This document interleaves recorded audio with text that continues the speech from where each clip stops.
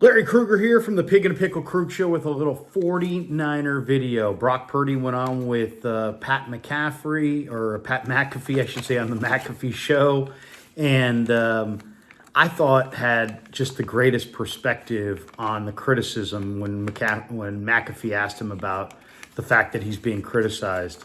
We'll talk about that coming up next. But first, we're brought to you by Pig and a Pickle, the best barbecue in all of Northern California. Check them out in Emeryville and Corte Madera. They're open 7 days a week from 11 a.m. till 8 p.m. or until they run out. Pig and a Pickle, the best barbecue you're going to find. Thanks to Damon and Mary. Go check them out. Get the brisket chili. Tell them that Krug sent you. We're also brought to you by Marin Autoglass, marinautoglass.com on the web. And Sharp Corners, Sports Cards and Collectibles, 205 Cypress Avenue in Pacific Grove. Call Anthony Catania, 831-521-5264. All right. Well, Brock Purdy went on Pat McAfee's show, and they talked about a number of different things. But one of the things that came up was Pat asked him about the criticism that he's received. And it really is funny because it's, Brock Purdy, if nothing else, is a great story, right? He was Mr. Irrelevant. He leads them to the NFC Championship game off the bench. Didn't play till week 13 as a rookie, and then comes back, has an major elbow surgery, still comes back and leads them to a Super Bowl appearance and almost won it, but fell short to Patrick Mahomes. And the one thing that's interesting is that, there's so much criticism of Brock Purdy and the 49ers. And I don't know if it's just because there's just a lot of people who want to talk about the 49ers and everybody's looking for an original take and that kind of thing. But, and I made the comparison earlier today on Twitter. It's like having a student, if you're ripping the Niners right now, it's like ripping your high school kid who's got a 3.95 GPA and didn't get into whatever college because they're only allowing people that had a 4.2 in. I mean, okay, could you have been better? Sure, I guess. I got nowhere close to a 3.95 GPA when I was in high school. So I would never criticize a student who had a 3.95 GPA. I'd acknowledge that there are people out there that have a 4.3 or a 4.5 or whatever the best GPA you could potentially have. But that's the Niners right now. They are the student with a 3.95 GPA, and they got beat out by a Chiefs team that had a 4.20. So do you tip? I mean, it always makes me crazy when I listen to the Giants post-game recap, and they're constantly hat tipping. Yeah, you got to tip your cap. Blah blah blah. Had his slider working. That's a bunch of crap and apologist garbage. But for the 49ers, I think you do have to tip your cap to them. 3.95 GPA gets beat by a 4.2. But does that mean a 3.95 GPA is not good? I mean, that's the Niners. They have been one of the most successful franchises in the NFL. So you can sit there all day and every day and beat them up, and Kyle's not this, and Purdy's not that, and the offensive line's not this. Or you can acknowledge that they've done pretty damn well, and they just haven't finished the deal yet. Now, I'm not a soft grader. It's just the way, to some degree, you've got to go into every season with Super Bowl or bust mentality. But you have to acknowledge when you've had a good year. And when you reach the Super Bowl, you've had a good year. So the Niner criticism that gets over the top, Kyle's an idiot, Lynch doesn't know Jack, they can't draft, they can't coach, they did this, they did that. They were still better than 30 other teams. So on some level, they're doing something right.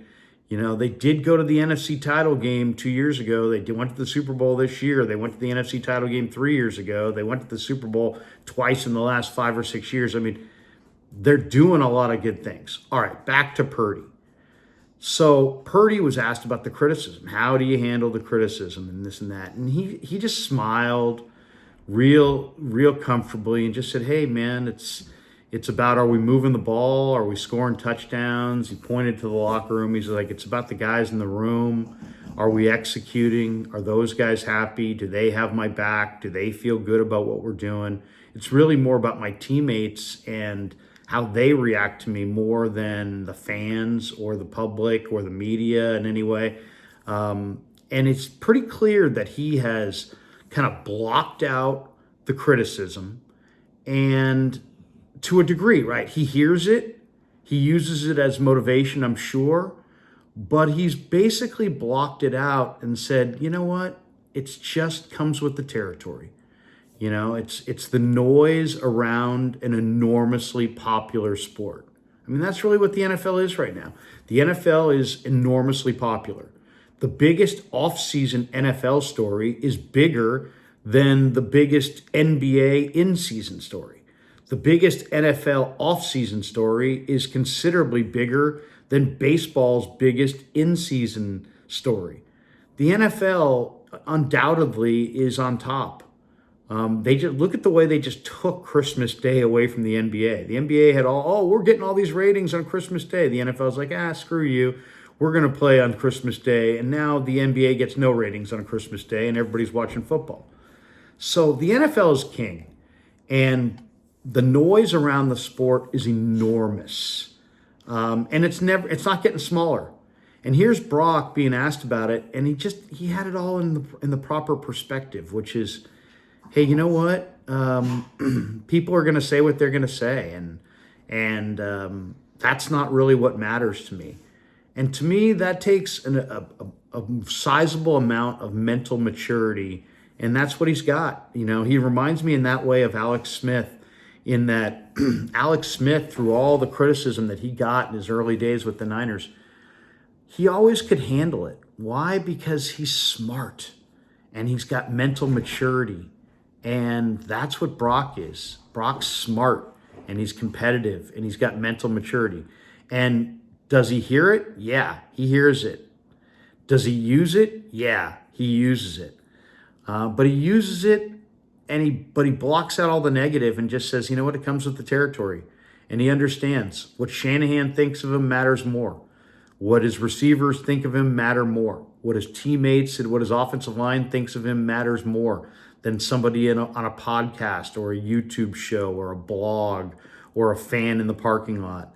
So he's got it all in perspective. And to me, to listen to the way he's just so comfortable. I mean, McAfee made the point too. He's like, hey, he's the check down king, but he leads the league in yards per attempt. You know, it's like, it's just kind of highlighting the idiocy and the lack of sense that much of the criticism, comes with.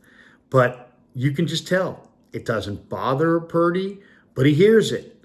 You know, it's like this guy literally could teach a class on how to handle criticism from the fans and the media.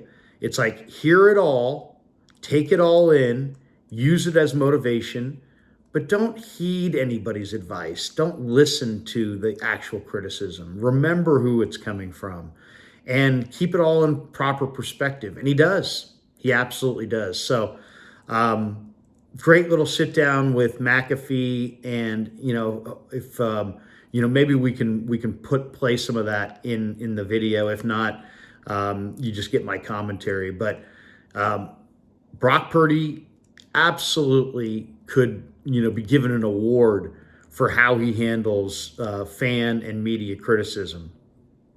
Doesn't bother him, shakes it off. He's like, means nothing. All right, hope you enjoyed the video. Thanks to Pig and a Pickle for being the title sponsor. Thanks to all of you for supporting The Krug Show on YouTube.